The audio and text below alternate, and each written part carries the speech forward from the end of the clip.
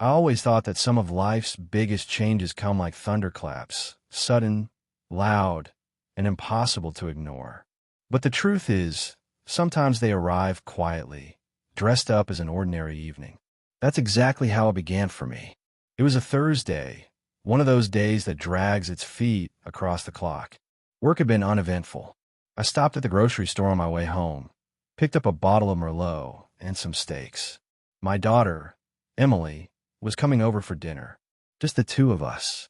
Emily was 25, independent, ambitious. Or at least that's what I'd always believed. She'd moved into her own apartment a couple of years ago, but I like to think we still had a strong bond. Dinner nights had become our little ritual, a chance for me to feel like I still had a place in her life. The house was quiet except for the hiss of the skillet.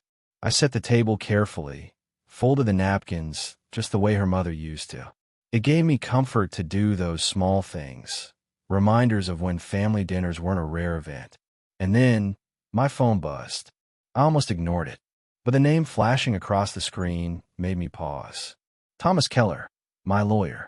The message was short, just 5 words that made my stomach twist. Call me immediately. It's urgent.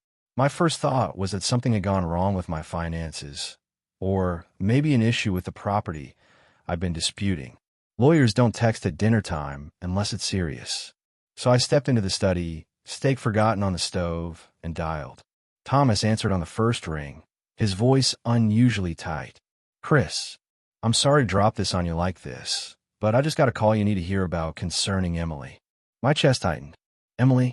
What are you talking about?" There was a pause. I could almost hear him choosing his words. "Someone's contacted my office.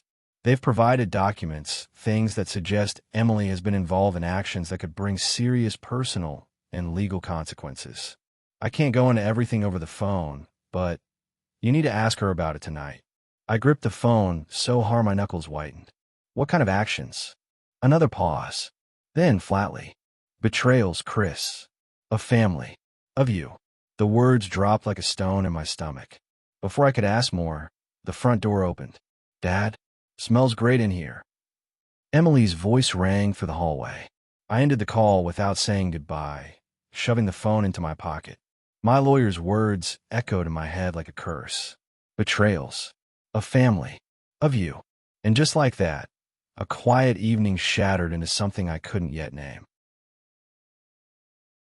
Emily breezed into the kitchen, her hair tied back, her smile radiant. To anyone else, she would have looked like the picture of innocence. To me, after Thomas's warning, there was something almost sinister about her ease. She leaned in to kiss my cheek. "Dad, you're spoiling me with steak night again." I forced a smile, my mind racing. You know me. Old habits die hard. We sat down at dinner, but I barely tasted a bite. I studied her across the table, every movement, every flicker of her expression. Was she hiding something? I wanted to ask her immediately, but Thomas's words had been too vague. If I pushed too hard without knowing, she'd sense my suspicion. So instead, I asked careful questions. "How's work? You've been busy lately." Her fort paused midair, just for a second. Then she nodded. "Yeah, busy. You know how it is. Lots of late nights, projects stacking up." But something about her tone was rehearsed, too polished. Later, when she excused herself to the bathroom, I slipped in her bag that she'd left by the couch. I hated myself for it, but my hands moved almost without thinking. Inside, beneath her wallet and keys, was a sealed envelope. My name was on it. Heart pounding, I tore it open. Inside were bank statements. My accounts, joint accounts I'd once given Emily access to for emergencies. And withdrawals. Thousands of dollars, siphoned over months, all signed electronically under my name. I felt the blood drain from my face. She wasn't just hiding late nights at work. She was stealing from me. When she came back into the room, I shoved the papers back in her bag. My hands trembled as I picked up my glass of wine. Thomas's words rang louder now. Betrayals. Of family. Of you. And this was only the beginning.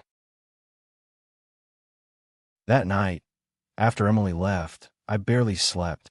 Every sound in the house felt amplified, every tick of the clock reminding me of the envelope I had found. I opened my laptop and began searching. I pulled up my accounts, combed through months of transactions. Each time I saw a withdrawal, my chest tightened. Vacant apartments rented under my name. Credit cards opened. Debts I hadn't incurred. It wasn't a mistake. This was systematic. The next day, I called Thomas. She's been draining me. My own daughter. His sigh was heavy. Chris, I've seen families torn apart by less. You need to confront her. But be prepared for the truth to be uglier than you expect. I started piecing together her life. Calls to old friends of hers. Quiet questions about where she'd been spending her time. And slowly, a picture formed. Emily hadn't just been lying about work. She'd been living a double life. Extravagant nights out. New clothes, expensive jewelry. All funded by money she'd siphoned from me. But there was more. Whispers about an older man she'd been seeing. A man with a reputation for exploiting young women. And suddenly, everything made sense. The late nights. The secrecy. The money. But knowing didn't dull the knife in my chest. It only twisted deeper. This wasn't just financial betrayal. It was personal. Intimate. A rejection of everything I thought we had as father and daughter. I stared at a picture on my mantle. Emily at 5 years old, grinning with missing teeth, her hand in mine. How had that little girl grown into this stranger?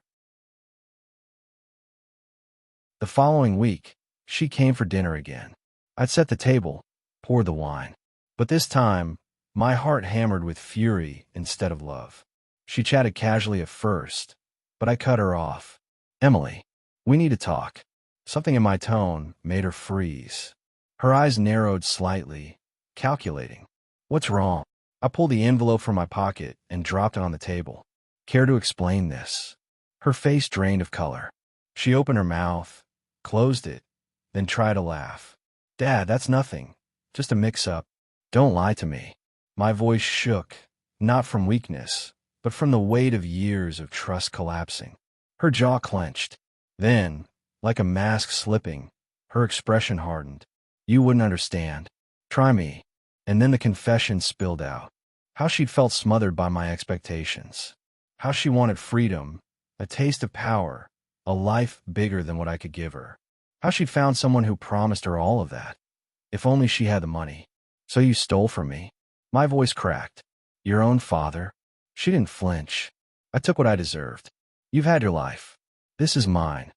The words cut deeper than any knife. I stared at her, my own daughter, a stranger sitting across from me.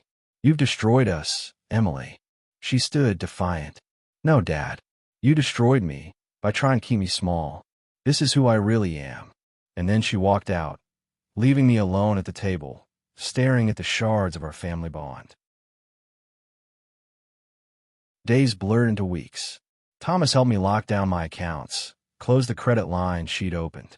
But the damage wasn't just financial. It was personal. Friends asked about Emily. I had no answers. All I could say was, she's gone her own way. But late at night, I'd sit in that same dining room, the chair across from me empty, and wonder where I'd gone wrong. I replayed the dinner 1,000 times in my head, her words echoing. I took what I deserved. There was no fixing it. No coming back from the betrayal. The little girl who once held my hand had vanished long ago. And in her place was someone I couldn't recognize. The truth had destroyed everything we were. And all I had left was silence. Betrayal doesn't always come from enemies. Sometimes it comes from the people we love most. The people we'd give everything for. That's what makes it hurt the deepest. And that's what makes it unforgettable.